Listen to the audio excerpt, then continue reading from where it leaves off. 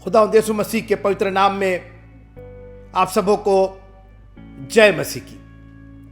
उत्पत्ति की पुस्तक उसका 15वां अध्याय और उसकी 13वीं आयत। तब यहोवा ने अब्राम से कहा, यह निश्चय जान ले कि तेरे वंश पराए देश में परदेसी होकर रहेंगे और उस देश के लोगों के दास हो जाएंगे और वे उनको 400 वर्ष लो दुख देंगे। पहली बार परमेश्वर ने बिल्कुल एग्जैक्ट टाइमिंग बताई और कहा 400 वर्ष का दुख है। ये 400 वर्ष अगर तुम जोड़ सकते हो, अगर इसमें धैर्य और धीरज रख सकते हो, तो 400 वर्ष के बाद मैं तुम्हें छुड़ाऊंगा। और अब निर्गमन की पुस्तक के दूसरे अध्याय से यह 400 वर्ष का अंत शुरू हो रहा है। छुटकारे का समय निकट है। और यीशु मसीह ने कहा कि जब तुम अंजीर के वृक्ष में पत्ते निकलते हुए देखो तो समझ लेना ग्रीष्मकाल निकट है, तुम्हारा छुटकारा निकट है। और आज मैं आपको उत्साहित करना चाहता हूं कि दुनिया में जो घटनाएं हम और आप देख रहे हैं, वो इस बात का पूरा संकेत दे रही है कि अब हमारे छुटकारे का समय निकट है।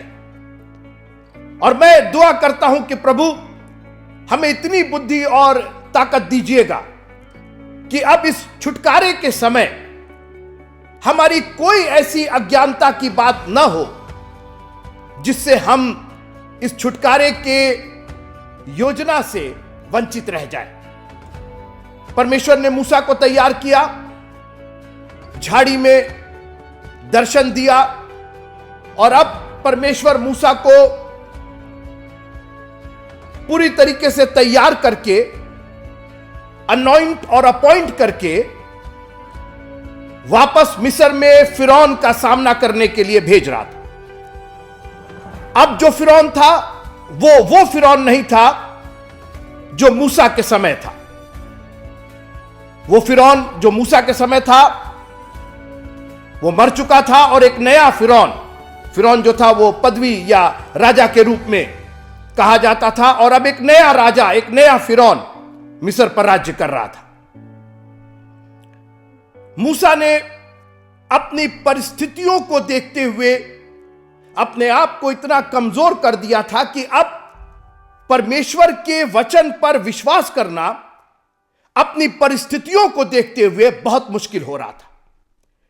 और मैं बहुत अच्छे से जानता हूं कि आप भी उसी चक्र में है और मैं भी उसी चक्र में हूं कि कई बार हमारी परिस्थितियां इतनी विषम होती हैं मित्रों, इतनी भयानक और इतनी दुखद होती हैं कि परमेश्वर के कलाम पर भरोसा करना, विश्वास करना हमारे लिए मुश्किल हो जाता है। लेकिन यही वो समय है जब संकट में आप किसी और को ना पुकार करके, किसी और की तरफ ना देख करके सिर्फ अपने परमेश्वर यहोवा की ओर देखें। अगर इस समय, संकट के समय आपने भरोसा कर लिया तो याद रखिएगा आपके छुटकारे, आपको छुड़ाने के लिए वो कोई कसर नहीं छोड़ेगा। मूसा ने 5 बहाने बनाए। पहला उसने कहा कि मैं कौन हूं। अब मैं वो मूसा नहीं रहा जिसके अंदर ताकत थी, जो ज्ञान, मिस्र के ज्ञान और विद्या में निपुण था। मैं पारंगत था, I was talented, but now all my talents have gone. It's been a long time since I have sung, it's been a long time since I have played any music. अब तो हम चरवाहे हो गए हैं, राजकुमार से घट करके मात्र एक चरवाहे हो गए, और वो भी अपनी भेड़े नहीं, अपने ससुर यित्रो की भेड़े मैं चरा रहा हूं। सोचिए मित्रों, कितना दुखद उसका एक जीवन बीत रहा था और वो 1-2 साल नहीं 40 साल ये हो गए थे।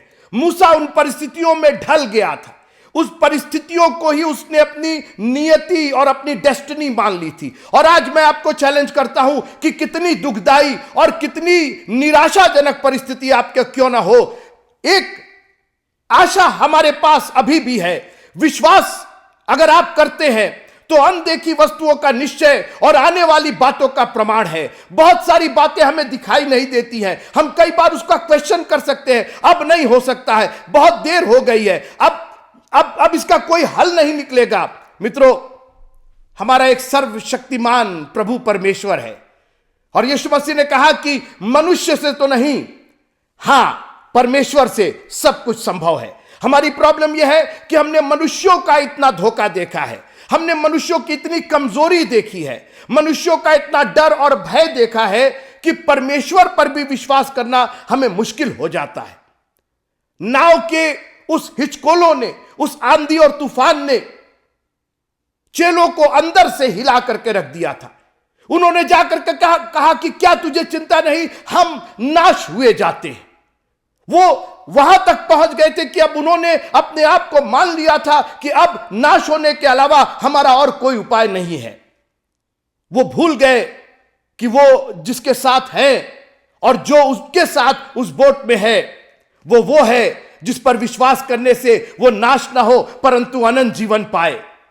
और आज एक बार मैं फिर से आपको चैलेंज करना चाहता हूं कि अपनी परिस्थितियों के गुलाम मत बनिए। आपकी परिस्थितियां भले ही कितनी ही दुखदाई और निराशाजनक क्यों ना हो, हमारे पास एक उत्तम आशा है और यह हमारी आशा कभी टूटेगी नहीं। और मूसा ने कहा, मैं कौन हूं, मेरे पास अब वो ताकत नहीं है, मेरी वो आइडेंटिटी खत्म हो गई है। मत भूलिएगा मित्रों, कई बार हम भी सोचते हैं हम कौन हैं, ना मेरे पास रुपए हैं, ना पैसे हैं, ना हिकमत है, मैं इस संकट से कैसे निकलूंगा, इतना कर्ज हो गया है, इतनी बीमारी हो गई है, इतना मैं कमजोर हो गया हूं, अपनों ने मुझे छोड़ दिया। बहुत सारी बातें हमारे आसपास हैं, मगर यह परमेश्वर की युक्ति है मित्रों, यह हमारी और आपकी औकात से कहीं बड़ी है। अगर हम अपने आप को पूरी तरीके से परमेश्वर पर निर्भर कर दे, यह उद्धार तुम्हारा नहीं है, ये परमेश्वर का उद्धार है। मूसा, तुम उद्धार नहीं करोगे, परमेश्वर सिर्फ तुमको इस्तेमाल करना चाहता है अपनी महिमा दिखाने के लिए। फिर उसका दूसरा बहाना था, आप कौन है? और उसने पूछा कि तेरा नाम क्या है? और उसकी वजह यह थी कि मिस्र में जितने भी देवी देवता मिस्रियों के थे उन सबका एक नाम था और उस नाम से वो खौफ खाते थे। वो अपने देवी देवताओं के नाम के प्रति बड़े सजग रहते थे। और आज उसने पूछा कि तेरा नाम क्या है? मित्रों, आप खुश नहीं हैं कि आज आपको पूछने की जरूरत नहीं है कि तेरा नाम क्या है। लिखा है कि हमें वो नाम दिया गया, परमेश्वर ने उसको वो नाम दिया, अति महान किया। फिलिप्पुस और उसका दूसरा अध्याय, उसको वो नाम दिया जो सब नामों में श्रेष्ठ है। आज पूछने की जरूरत नहीं है, क्योंकि मित्रों वो नाम ही तो शैतान के ऊपर हावी होता है, पराजित करता है हमारे दुश्मनों को। जो कुछ तुम मेरे नाम से मांगोगे। देखिए मित्रों, आज वो नाम लेने में ही तो हम लोग को घबराहट होती है। हम लोग गॉड बोल देते हैं, खुदा बोल देते हैं, परमेश्वर बोल देते हैं, ईश्वर बोल देते हैं, पिता भी बोल देते हैं, पुत्र भी बोल देते हैं, पवित्र आत्मा भी। बस नाम ना लो भैया। वो नाम अगर ले लिया, और आपको याद होगा जब स्वर्गदूत मरियम के पास आया तो उसने कहा कि उसको जो भी खिलाना है खिलाना, जो भी पहनाना है पहनाना, जो जिस स्कूल में भेजना भेज, सब कुछ तुम कर लेना, लेकिन नाम तो उसका यीशु ही रखा जाएगा।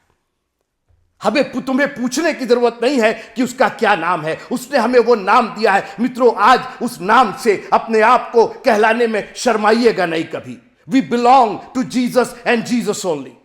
हम सिर्फ यीशु मसीह के कहलाने वाले हैं।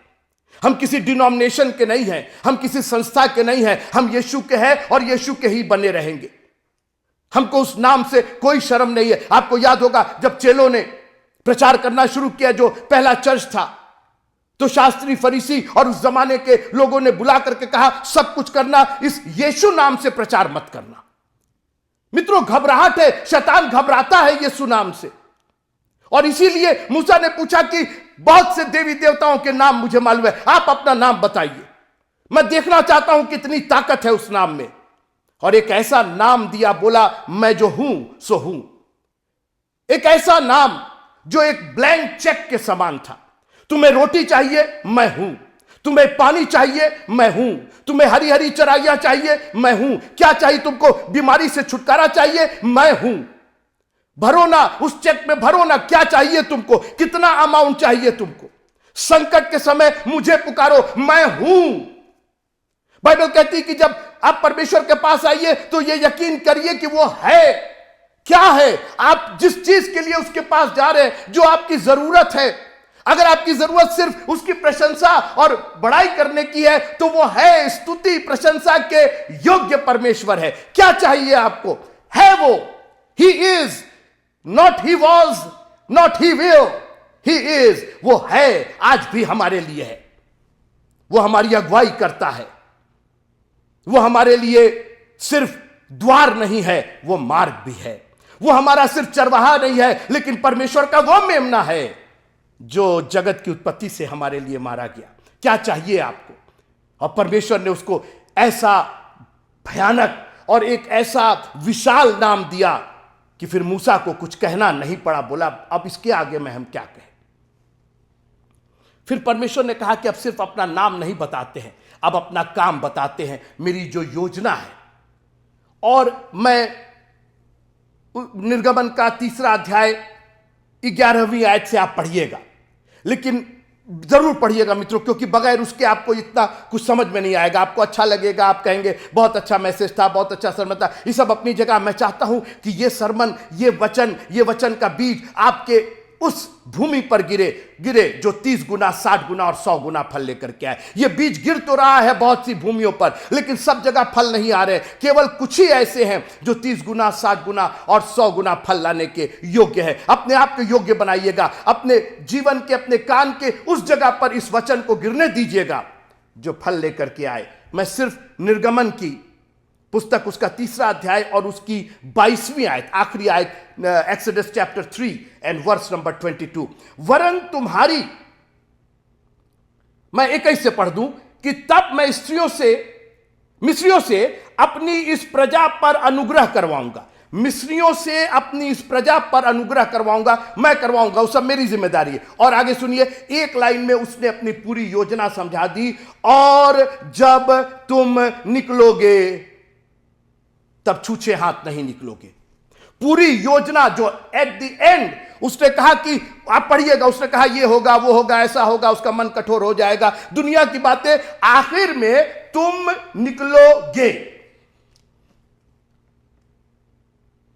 अगर यह आश्वासन मिल जाए कि तुम पास होगे, और जब पास हो जाओगे तो यह करना होगा। परमेश्वर ने कह दिया जब तुम निकलोगे, जब परमेश्वर ने कह दिया तो अब कौन सी असंभव होने की संभावना है मित्रों? Now he has already said, अब तुम निकलोगे। जब तुम निकलोगे, छूचे हाथ, बोल दिया, छूचे हाथ भी नहीं निकलोगे। तुम एक बार मेरे लिए निकल करके तो देखो, एक बार मेरी योजना में आ करके तो देखो। इतनी बरकतें दूंगा, छूछे हाथ नहीं रहोगे। और आज मैं नहीं जानता हूं कि कौन सी मिनिस्ट्री कर रहे हैं आप कि हमेशा आपको हाथ फैलाना पड़ता है, हमेशा आप छूछे ही हाथ रहते हैं। कहां आपको इतना होना चाहिए कि आप कहें कि मेरा कटोरा उमंड रहा है, माई कप रनeth ओवर। बहाना नंबर 3, 4 अध्याय निर्गमन का। तब मूसा ने उत्तर दिया कि वे मेरी प्रतीत ना करेंगे और ना मेरी सुनेंगे। देखिए, अभी भी मूसा यह सोच रहा है कि यह मेरी मिनिस्ट्री है, मैं छुड़ाने जाऊंगा, मैं उनको मिस्र से लेकर के आऊंगा, और जो आपने जो बातें कही हैं वे मेरी प्रतीत ना करेंगे। ना करो मेरी प्रतीत। पवित्र आत्मा की प्रतीत तो करोगे ना। जब आत्मा मंडराएगा ना तो प्रतीत तो करना ही पड़ेगा। और कई बार लोग चैलेंज करते हैं। आपको याद होगा पेंटिकस्ट के दिन जब पवित्र आत्मा उतरा, उससे रियल पवित्र आत्मा, उससे रियल अन्य भाषा तो हो नहीं सकती, उस पर क्वेश्चन किया गया। और सिर्फ इसलिए कि लोग आपके मिनिस्ट्री पर क्वेश्चन करें, केवल आपकी बुलाहट पर क्वेश्चन करें, आप परमेश्वर की युक्ति को बिगाड़ना चाहते।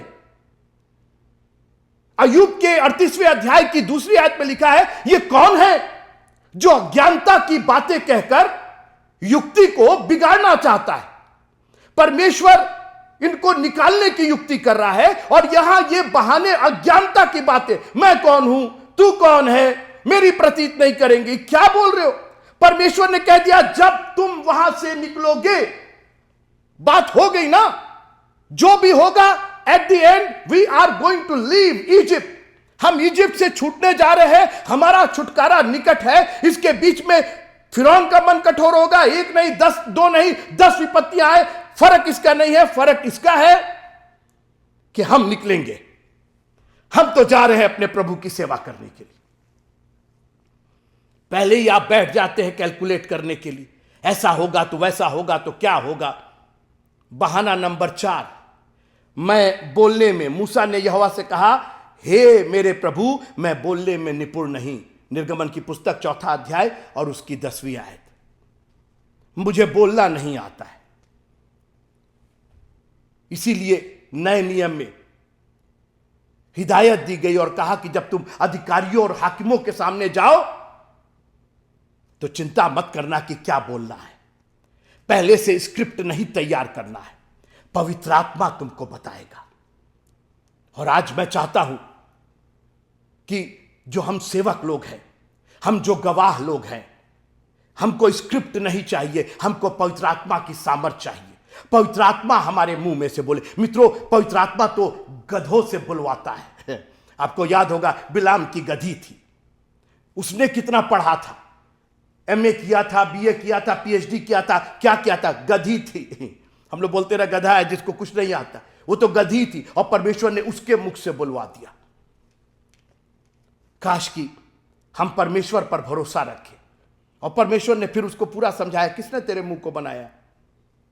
कुम्हार से बर्तन आर्ग्यूमेंट कर रहा है, अरे मेरी प्रतीत नहीं करेंगे लोग। अच्छा, ये तो वही बात हुई कि पंखा चल रहा है, बल्ब जल रहा है, और हमको यकीन ही नहीं हो रही कि मेरे घर में बिजली आ रही है। अरे बिजली आ रही, क्या, अरे पंखा तो बहुत अच्छा चल रहा है, एसी बहुत अच्छा चल रहा है, अरे बल्ब तो सब जल रहे, पता नहीं बिजली आ रही है कि नहीं आ रही है, पता नहीं भैया, हमको मालूम नहीं। नहीं, लाइट तो जल रही है, लाइट तो खूब चल रही है, वो तो 1 महीने से चल, लेकिन हमको पता ही नहीं चल रहा कि बिजली आ रही है कि नहीं आ रही। क्या बोल रहे। वो पंखे का चलना, उसका हवा देना, आपको सुकून देना, वो प्रकाश, बल्ब का प्रकाश, क्या इस बात का द्योतक नहीं है कि उसके अंदर पावर आ रहा है। आज हमारी जो सांसें चल रही हैं, हमारी जो पलकें झपक रही हैं, हमारे दिमाग में जो लाखों करोड़ों करंट सेकंड सेकंड चलते हैं, जिसके अंदर जरा सा भी बाधित हो जाए तो मिर्गी आ जाए हमको और आपको, थोड़ा सा इंटरप्शन हो जाए उन करंट की तरंगों में, तो हम और आप जमीन पर मुंह से झाग फेंकते हुए नजर आएंगे। क्या अभी भी हमको यकीन नहीं है कि हमारा प्रभु हमारे लिए मौजूद है, जिंदा है।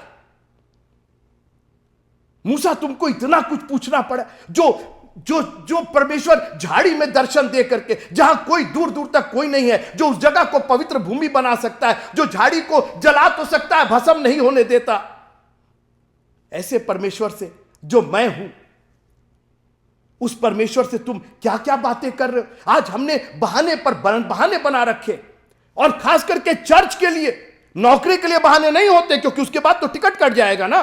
लेकिन परमेश्वर हमारा अनुग्रहकारी और दयालु है, और बहाने चर्च के लिए, वचन के लिए, मीटिंग के लिए बहाने, तो ऐसे ऐसे बहाने मित्रों की क्या हम आपको बताएं।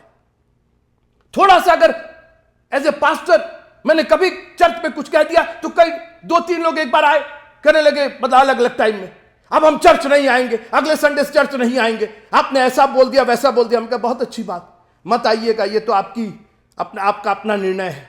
हमने कहा काम कहां करते हैं? बोले मैं अस्पताल में काम करता हूं, हॉस्पिटल में हूं, रेलवे हॉस्पिटल। हमने कहा अच्छी बात। हमने कहा आपके बॉस डॉक्टर हैं, सुपरिटेंडेंट हाँ हैं। हमने कहा कभी उन्होंने आपसे उटपटांग बात की है? कभी आपके अपशब्द कहा, अरे बहुत खराब है वो, क्या क्या रोज ही बोलते हैं। हमने कहा कितनी बार आपने रिजाइन किया वहां से? चर्च से बड़ी आपको दिक्कत हो जाती। स्कूल और कॉलेज तो टाइम से पहुंच जाते, एक बार प्रिंसिपल ने बुलाया नहीं कि आप पहुंच गए, लेकिन यहां पास्टर जी आपकी का इंतजार कर रहे हैं, चर्च आपका इंतजार कर रहा है। कोई बात नहीं, हमारे सारे कार्यक्रम उसके पुस्तक में लिखे जा रहे हैं और एक दिन वो उसका बदला देगा। मित्रों, एक बहुत बड़ी योजना परमेश्वर हमारे जरिए पूरा करना चाहता है। हम हैं कौन? मिट्टी के बर्तन, तुम मिट्टी है और मिट्टी में मिल जाएगा, यही हमारी औकात है। और अच्छी बात है कि अगर हम नहीं तो वो जानता लिखा कि उसको मालूम है, हमारी औकात मालूम है, हमारी बिसात मालूम है, उसे मालूम है कि हम मिट्टी हैं। मनुष्य क्या है? मित्रों, आज प्रभु ने हमको गवाह बनाया है और दुनिया की मुसीबतें होंगी, लोग प्रतीत नहीं करेंगे, ये नहीं करेंगे, ये मेरा काम, मेरा राज्य है ही नहीं, जिसने मुझे भेजा है। मैं आपसे निवेदन करना चाहता हूं, उन लोगों के समान मत बनिए जिन्होंने लूका के 14वें अध्याय में बहाने बनाने शुरू कर दिए। लिखा है जब भोज तैयार हो गया। हमें बड़ा अच्छा लगता है कि हमारे बुलाने वाले ने पहले से सब कुछ तैयार कर दिया है। हां, भोज तैयार नहीं हुआ होता, केवल इनविटेशन आता, भाई फलाने दिन आना, तो हम लोग सोचते अरे पता नहीं भोज होगा कि नहीं। यहां भोज तैयार हो गया था। 3 अध्याय की 11वीं आयत से लेकर के और 22वीं आयत तक परमेश्वर ने पूरी योजना अपनी समझा दी, बता दी और आखिरी में कह दिया जब तुम वहां से निकलोगे तुम्हारा मन व्याकुल ना हो, मैं आ रहा हूं ना तुमको लेने के लिए। इतना कह दिया, लेकिन आज भी ये ठीक नहीं, वो ठीक नहीं, ये शिकायत, वो शिकायत। अरे उसने कहा मैं आ रहा हूं, ये आखिरी का टैग है, आखिरी की लाइन है, I am coming to take you back where I live, you live also. जहां मैं रहूं वहां तुम भी रहो। अब इससे बड़ा आश्वासन क्या होगा? उसने कहा मैं तुमको रखूंगा, मैं तुम्हारे लिए जगह तैयार करने जा रहा हूं। और हम लोग तो यहीं की जगह को अपनी तैयार नहीं कर पा रहे। मूसा के 5 बहाने, मैं कौन हूं, तू कौन है, लोग क्या कहेंगे, मैं क्या कहूंगा, और आखिर में उसने कहा जिसे चाहे उसे भेज दे। दुआ करते हैं जैसी तेरी इच्छा आसमान में पूरी होती है वैसे जमीन पर पूरी हो, लेकिन मेरी जमीन पर नहीं, किसी और की जमीन पर पूरी हो। मैं तो अपनी ही इच्छा पूरी करूंगा। मेरी जमीन पर तो मेरी इच्छा पूरी होगी। मेरी जमीन पर तो यहां पर ड्राइंग रूम रहेगा, वहां पर सिटिंग रूम रहेगा, मेरी जमीन पर तो ये बनेगा, मेरी जमीन पर तो वो बनेगा, मेरे बच्चे तो ये बनेंगे, वो बनेंगे। और दुआ फिर शाम को, जैसी तेरी इच्छा आसमान में होती है वैसी जमीन पर। किसकी जमीन पर मित्रों? दुआ आप कर रहे हैं, आपकी जमीन पर उसकी इच्छा पूरी हो रही है। आपके जीवन में जो आपकी जमीन है, जो आपकी प्रॉपर्टी है, जो लाइफ आपकी है, क्या इसके अंदर उसकी इच्छा पूरी हो रही है? कहिए प्रभु, मैं अज्ञानता की बातें कहकर युक्ति को नहीं बिगाड़ना चाहता। अय्यूब की पुस्तक 38वां अध्याय, जोब चैप्टर 38 एंड वर्स नंबर 2। ये कौन है जो अज्ञानता की बातें कहकर युक्ति को बिगाड़ना चाहता है? कई बार हमारी और आपकी वजह से परमेश्वर की युक्ति में खलल होता है, लेकिन याद रखिएगा हमारी और आपकी नहीं चलेगी जब वो चाह देगा।